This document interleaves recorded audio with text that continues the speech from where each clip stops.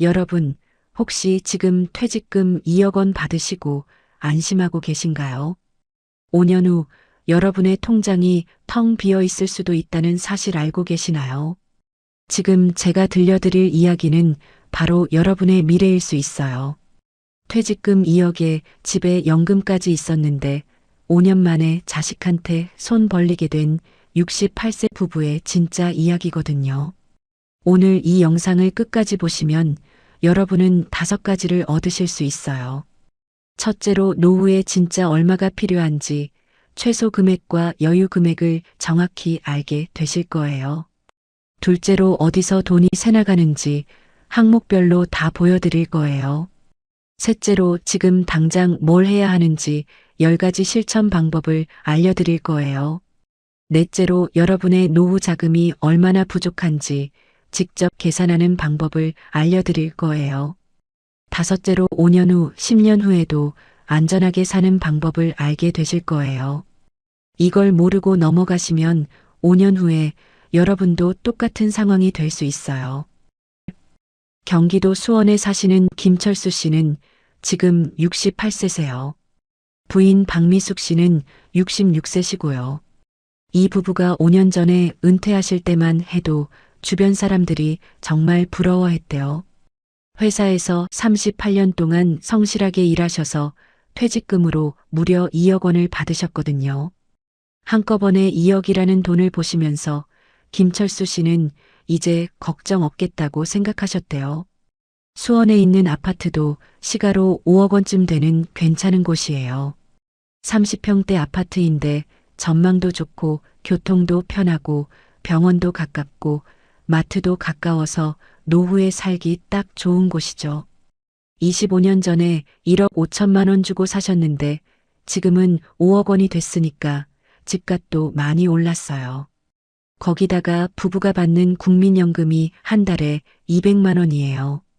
김철수 씨가 한 달에 120만 원 받으시고 부인 박미숙 씨가 한 달에 80만 원 받으세요. 둘이 합치면 200만 원이죠. 자녀는 둘이에요. 큰딸이 지금 40세고 아들이 37세예요. 둘 다 결혼해서 독립했어요. 큰딸은 서울에서 남편이랑 애들 키우면서 살고 있고요. 아들은 인천에서 아내랑 애 하나 키우면서 살고 있어요.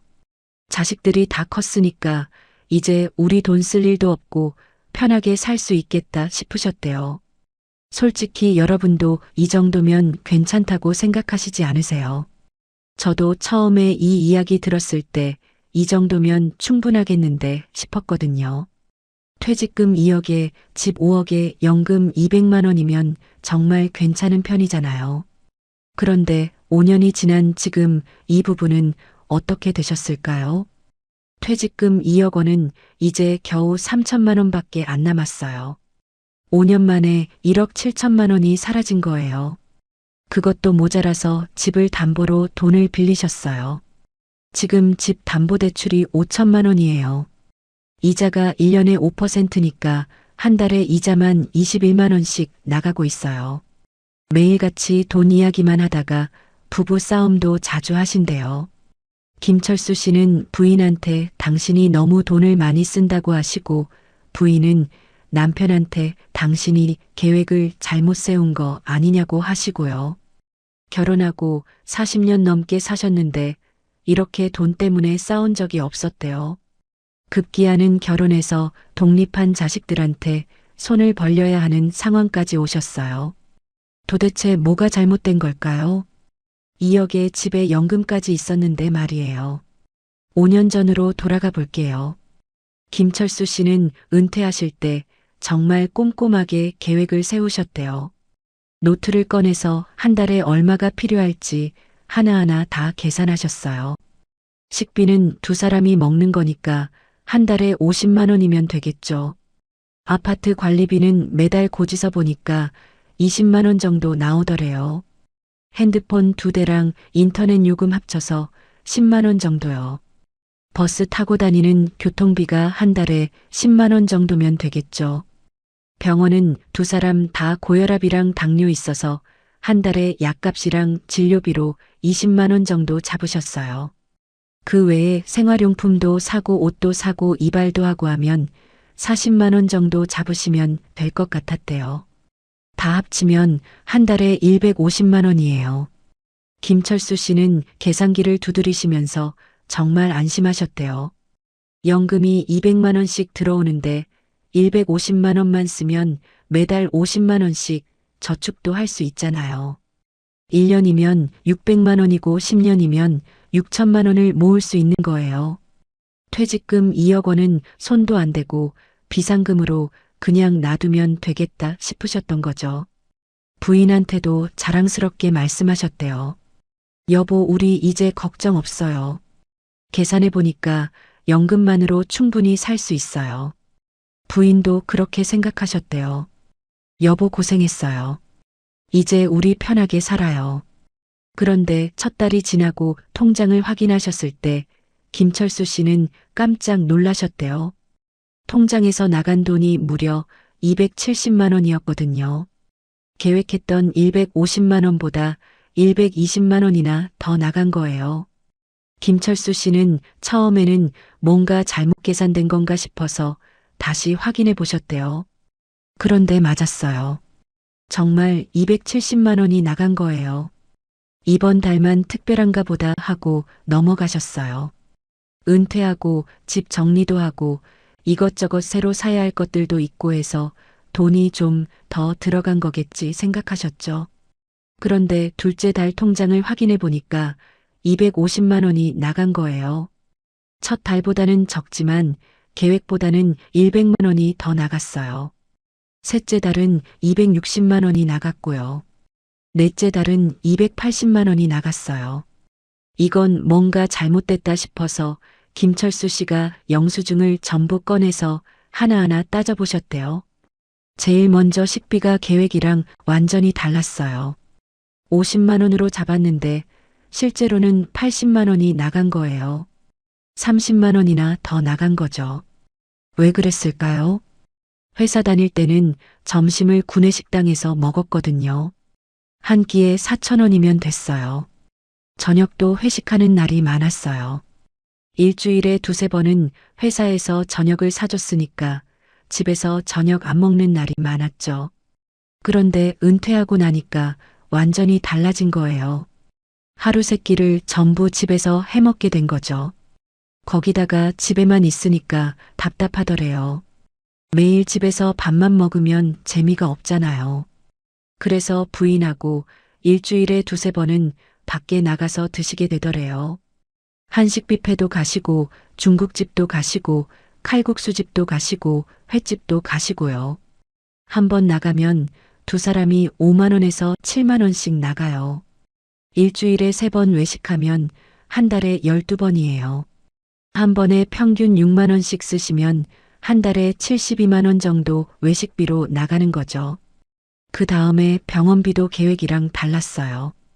20만 원으로 잡았는데 실제로는 60만 원이 나갔거든요. 무려 40만 원이나 더 나간 거예요. 김철수 씨는 고혈압이랑 당뇨가 있으세요. 한 달에 한 번씩 병원 가셔서 진료 받으시고 약 받아오시는데 한 번에 약값이랑 진료비가 9만 원 정도 나와요. 그런데 고혈압이랑 당뇨만 있는 게 아니었어요. 은퇴하고 나서 소화가 잘 안 되고 속이 더부룩하다고 하셔서 병원 갔더니 위염이래요. 위내시경도 하시고 약도 받으시는데 한 달에 15만 원 정도 나갔어요. 그리고 허리도 아프다고 하셔서 정형외과도 다니시는데 물리치료 받으시면서 한 달에 12만 원 정도 나갔어요. 부인 박미숙 씨도 무릎 관절이 안 좋으세요. 계단 오르내릴 때 무릎이 시큰거리고 아프다고 하셔서 병원 갔더니 퇴행성 관절염 초기래요. 물리치료를 받으셔야 하는데 일주일에 2번 가시면 한 달에 25만 원 정도 나가요. 거기다가 영양제도 드셔야 한대서 관절 영양제 사드시는데 한 달에 8만 원이에요. 둘이 합치면 병원비가 한 달에 60만 원 가까이 나가는 거예요. 그리고 김철수 씨가 완전히 깜빡하신 게 있었어요. 바로 경조사비예요. 이게 생각보다 엄청 많이 나가요. 김철수 씨는 회사 생활을 38년 동안 하셨잖아요. 그러다 보니까 아는 사람이 정말 많으세요. 회사 동료들도 있고, 대학 동창들도 있고, 고등학교 동창들도 있고, 동네 이웃들도 있고, 친척들도 있고요. 한 달에 경조사가 평균 5번 정도 있어요. 누구는 결혼식하고, 누구는 돌잔치하고, 누구는 회갑잔치하고, 안타깝게 장례식도 있고요. 한 번 갈 때마다 10만 원씩 내시는데, 한 달에 5번 가시면 50만 원이 나가는 거예요. 명절하고 생일 비용도 완전히 빼먹으셨어요. 1년에 추석이랑 설날 2번 명절이 있잖아요. 자식들이랑 손주들 다 오면 차례상도 차려야 하고 음식도 장만해야 하고 선물도 사야 하고요. 큰딸네 가족이 4식구고 아들네 가족이 3식구니까 7명이 오는 거예요. 차례상 차리려면 과일도 사야 하고 나물도 해야 하고 전도 부쳐야 하고 고기도 사야 하고요. 한 번 장 보면 50만 원은 기본이에요. 거기다가 자식들이랑 손주들 선물도 사야 하잖아요. 명절 선물 세트 사고 손주들 용돈도 주고 하면 한 번에 100만 원은 우습게 나가요. 1년에 2번이면 200만 원이고요. 한 달로 따지면 약 17만 원이에요. 생일도 있어요. 자식 둘이랑 손주 셋이면 1년에 5번 생일이 있는 거예요. 생일 때마다 외식도 하고 선물도 사주시잖아요. 손주 생일이면 장난감도 사주시고 옷도 사주시고요. 한 번에 평균 30만 원씩 쓰시면 1년에 150만 원이에요. 한 달로 치면 약 13만 원이죠. 김철수 씨는 집이 있으니까 주거비는 안 든다고 생각하셨어요. 전세나 월세 사는 분들은 한 달에 수십만 원씩 나가지만 우리는 우리 집이니까 그 돈은 안 들어간다고 생각하셨던 거죠. 그런데 집이 있어도 돈은 들어가요. 제일 먼저 재산세가 있어요. 김철수 씨 댁 아파트가 시가 5억 원이니까 재산세가 1년에 120만 원 정도 나와요. 매년 7월이랑 9월에 반씩 나누어서 내는데 1년에 120만 원이면 한 달로 따지면 10만 원이죠. 관리비도 매달 나가요. 김철수 씨 댁은 30평대 아파트인데 관리비가 한 달에 20만 원 정도 나와요. 공동관리비에 청소비에 경비비에 이것저것 합치면 20만 원이에요. 전기세랑 수도세랑 가스비도 매달 나가죠. 여름에는 에어컨 틀어서 전기세가 많이 나오고 겨울에는 난방비가 많이 나와요. 1년 평균으로 따지면 전기세가 한 달에 6만 원, 수도세가 3만 원, 가스비가 6만 원 정도 나와요. 합치면 한 달에 15만 원이에요. 재산세 10만 원에 관리비 20만 원에 공과금 15만 원 합치면 한 달에 45만 원이에요. 그런데 여기서 끝이 아니에요. 집이 오래되면 여기저기 고장 나는 데가 생겨요. 김철수 씨 댁 아파트가 지은 지 25년 됐거든요.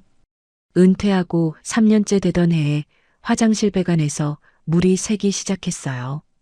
처음에는 물이 조금씩 새서 걸레로 닦으면 됐는데 점점 심해지는 거예요. 하루에 2~3번씩 닦아야 할 정도로 물이 많이 새더래요. 수리기사를 불렀더니 배관이 너무 오래돼서 부식됐대요. 배관을 통째로 갈아야 한다고 하더래요.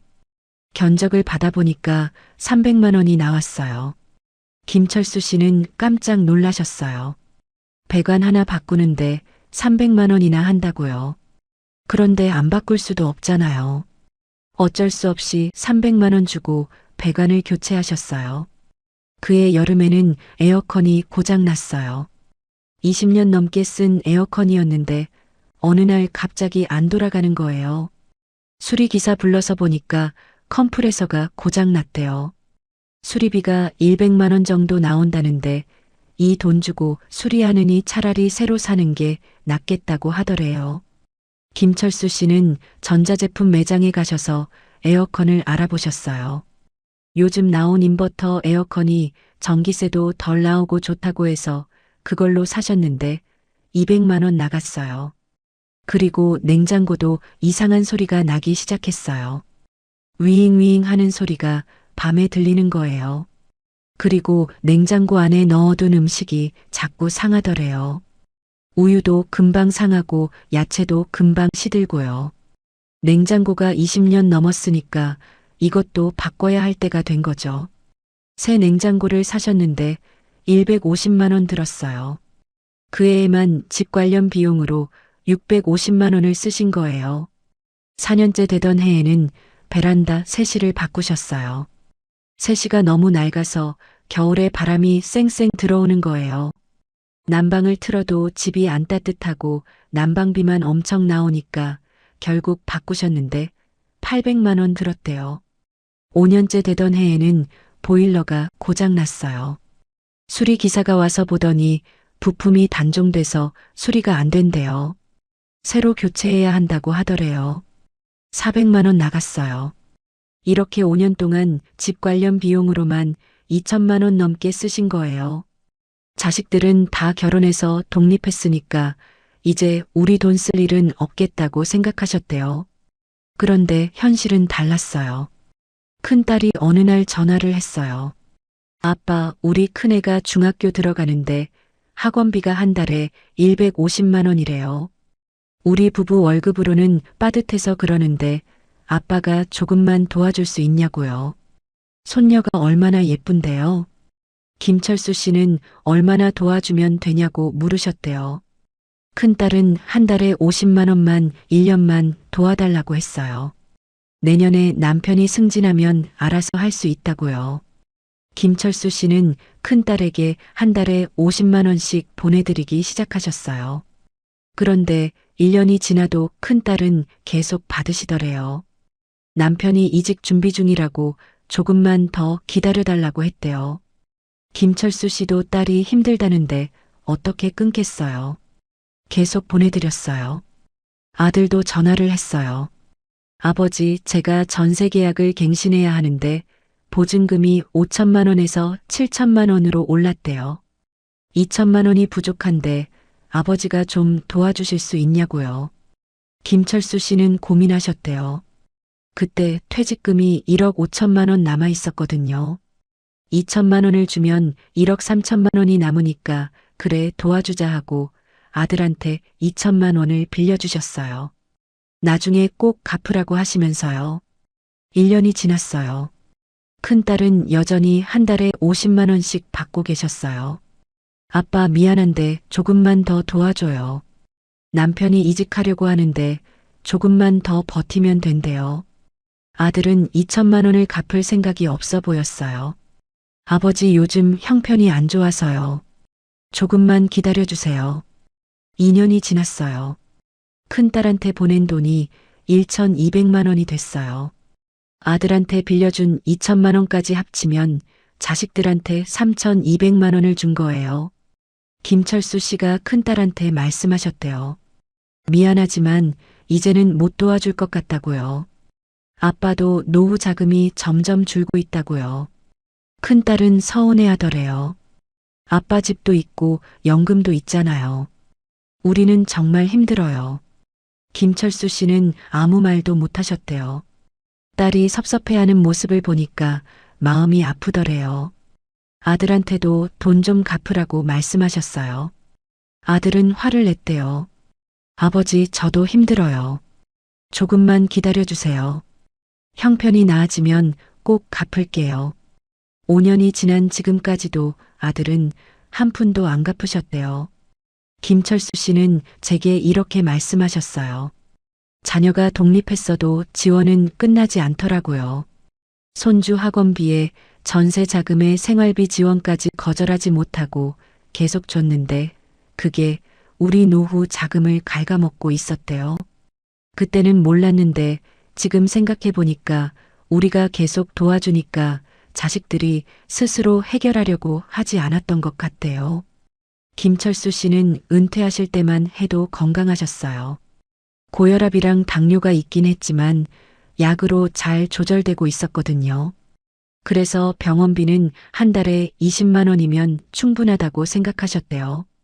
그런데 나이가 들면서 몸이 하나씩 둘씩 안 좋아지기 시작했어요. 70세가 되셨을 때 무릎이 아프기 시작하셨대요. 병원에 가보니까 퇴행성 관절염이래요. 주사를 맞아야 하는데 한 번에 15만 원이에요. 한 달에 2번 맞으니까 30만 원이죠. 거기다가 물리치료도 받으셔야 해서 한 달에 20만 원 더 나갔어요.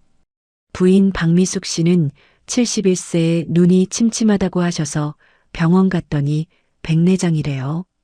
양쪽 눈 다 수술해야 한대요. 수술비가 300만 원 나왔어요. 실손보험으로 일부는 돌려받으셨지만 본인이 내신 돈이 100만 원이었어요. 72세의 김철수 씨는 심장이 이상하다고 하셔서 병원 갔더니 부정맥이래요.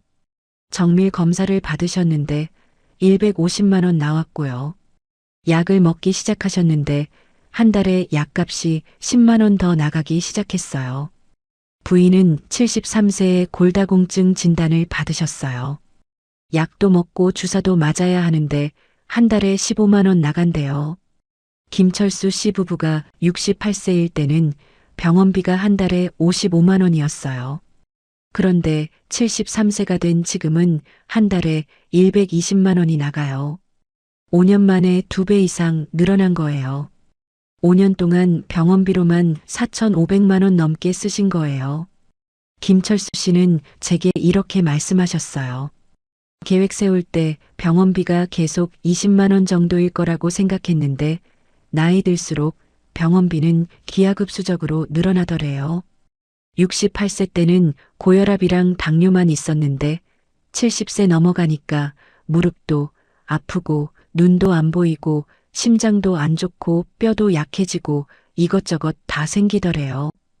김철수 씨가 또 깜빡하신 게 있어요. 바로 물가가 오른다는 거예요. 2019년에 김치찌개 한 그릇이 7천 원이었어요. 그런데 2024년에는 1만 원이에요. 43%나 오른 거죠.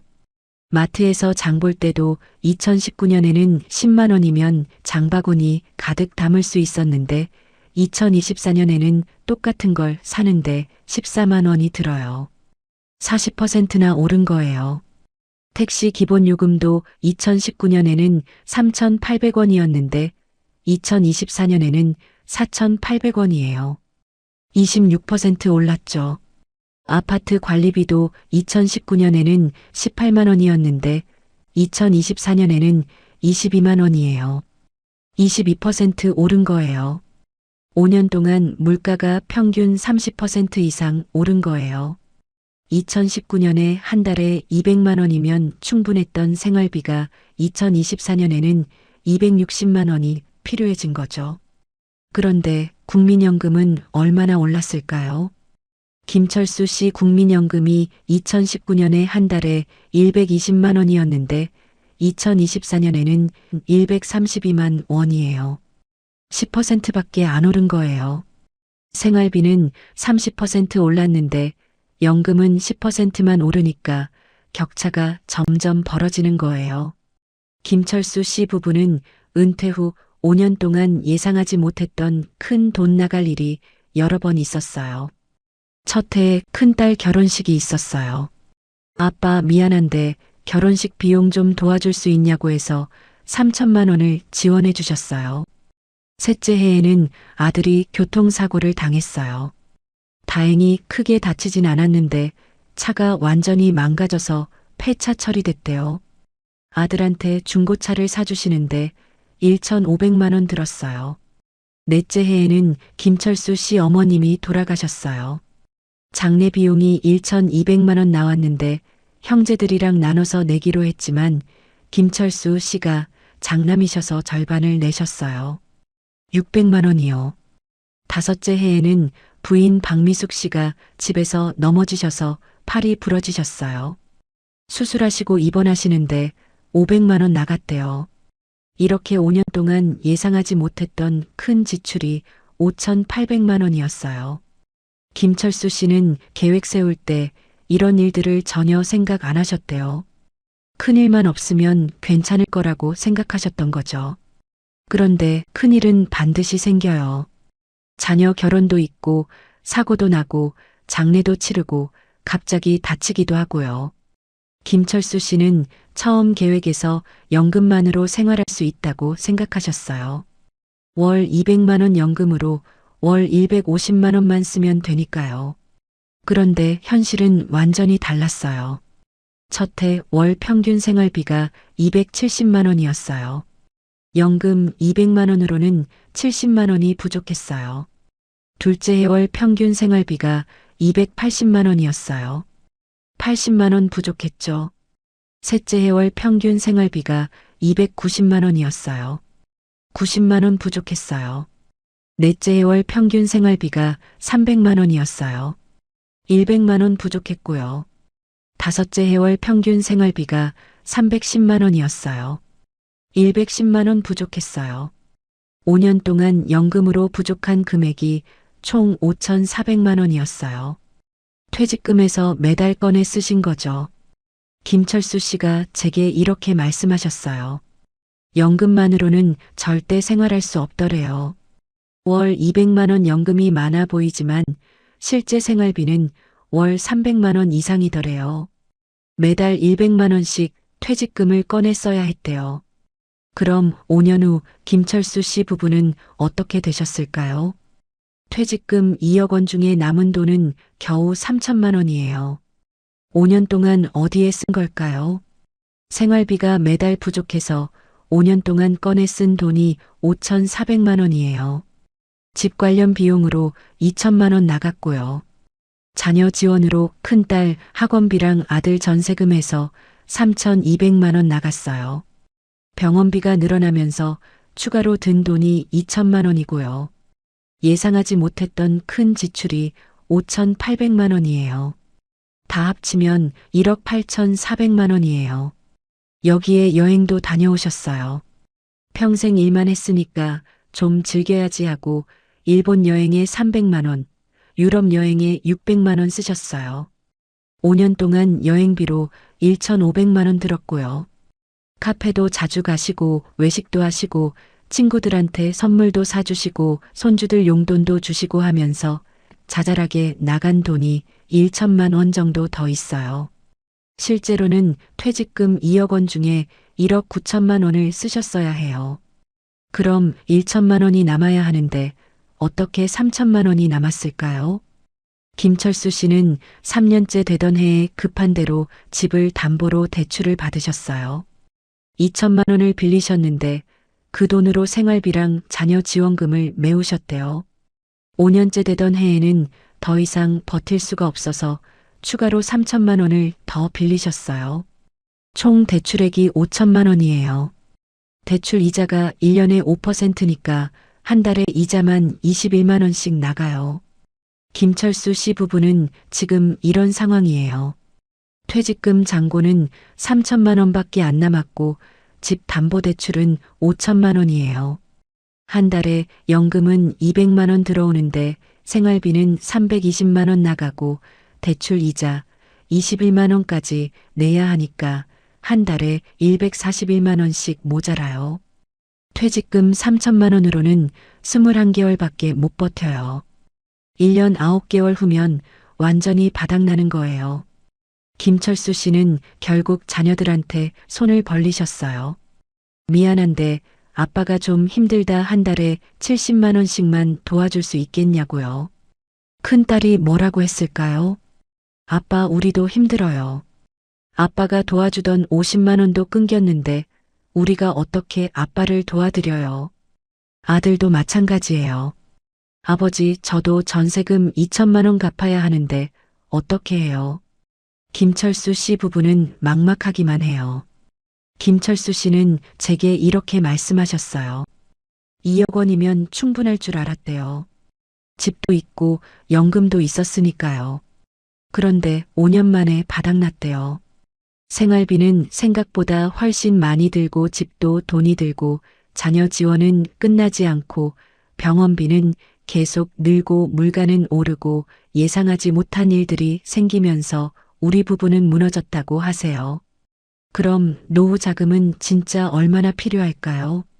김철수 씨 부부 사례를 보면서 계산해 볼게요. 은퇴 나이가 65세고 85세까지 사신다고 하면 노후 기간이 20년이에요. 부부 국민연금이 한 달에 200만 원 들어오는데 실제 생활비는 한 달에 300만 원 필요해요.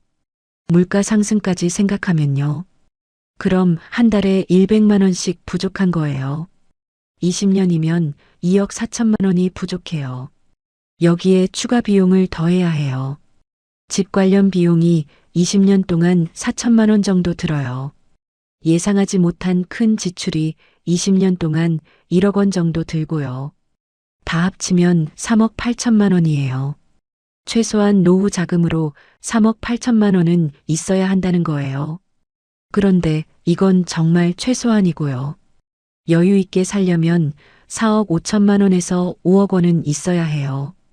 그럼 여러분은 어떻게 준비하셔야 할까요? 제일 먼저 실제 생활비를 정확하게 계산하셔야 해요. 먹고 사는 비용만이 아니에요. 병원비도 넣고 경조사비도 넣고 명절 비용도 넣고 생일 비용도 넣고 취미 생활비도 넣고 용돈도 넣고 자잘한 지출까지 다 넣으셔야 해요. 최소한 한 달에 250만 원에서 300만 원은 잡으셔야 해요. 두 번째로 집이 있어도 주거비를 계산하셔야 해요. 재산세의 관리비에 공과금에 고장나서 수리하는 비용까지 다 넣으셔야 해요. 한 달에 최소한 50만 원, 1년에 최소한 600만 원은 주거비로 잡으세요. 세 번째로 자녀 지원을 명확하게 제한하셔야 해요. 도와줄 수 없다고 분명하게 말씀하세요. 어쩔 수 없이 도와주신다면 기한을 정하시고 그 기한을 꼭 지키세요. 무제한으로 지원하시면 노후가 파탄나요. 네 번째로 병원비 증가를 대비하셔야 해요. 65세 병원비의 2배를 75세 병원비로 잡으세요. 실손보험은 꼭 유지하시고요.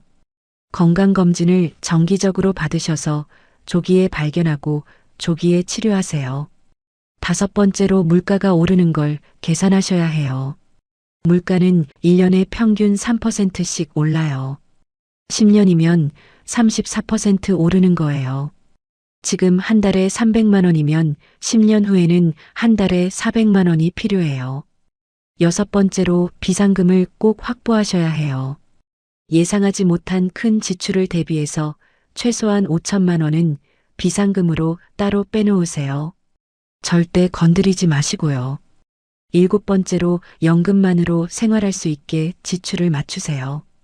연금이 한 달에 200만 원이면 생활비를 한 달에 200만 원 이하로 맞추세요. 불가능하시면 부족한 돈을 메울 수 있는 다른 수입을 만드세요. 여덟 번째로 집을 활용하는 것도 생각해 보세요. 집이 5억 원이면 좀 작은 집으로 이사 가시는 거예요. 3억 원짜리 집으로 이사 가시면 2억 원이 생기잖아요. 그 돈을 노후 자금으로 쓰세요. 아홉 번째로 노후 자금을 정확하게 계산하세요. 최소한 3억 8천만 원, 여유 있게 4억 5천만 원에서 5억 원이에요. 이게 현실적인 노후 자금이에요. 열 번째로 지금 당장 점검하세요. 지금 여러분이 몇 살이시고 얼마나 있으시고 얼마나 필요하신지 정확하게 계산하세요. 부족하시면 지금이라도 더 모으시거나 지출을 줄이세요. 여러분께 여쭤볼게요. 지금 여러분의 노후 자금은 얼마예요? 2억 원이에요? 3억 원이에요? 5억 원이에요? 그리고 그 돈으로 몇 년을 버티실 수 있으세요? 정직하게 계산해 보세요. 한 달에 실제 생활비가 얼마인지, 집 관련 비용은 얼마인지, 병원비는 얼마인지, 예상하지 못한 지출은 얼마인지 다 포함해서 계산해 보세요. 그리고 여러분은 김철수 씨 부부의 실수 중에 어떤 걸 하고 계세요? 생활비를 너무 낮게 잡고 계세요. 집 관련 비용을 무시하고 계세요. 자녀 지원을 멈추지 못하고 계세요. 병원비 증가를 대비하지 않고 계세요. 이 질문에 답하시면 뭘 고쳐야 하는지 명확해져요. 그럼 오늘부터 여러분이 할 수 있는 행동은 뭘까요? 생활비를 정확하게 계산하기, 자녀 지원 중단하기, 비상금 확보하기, 집 작은 데로 이사 가는 거 생각해 보기. 뭐든 좋아요.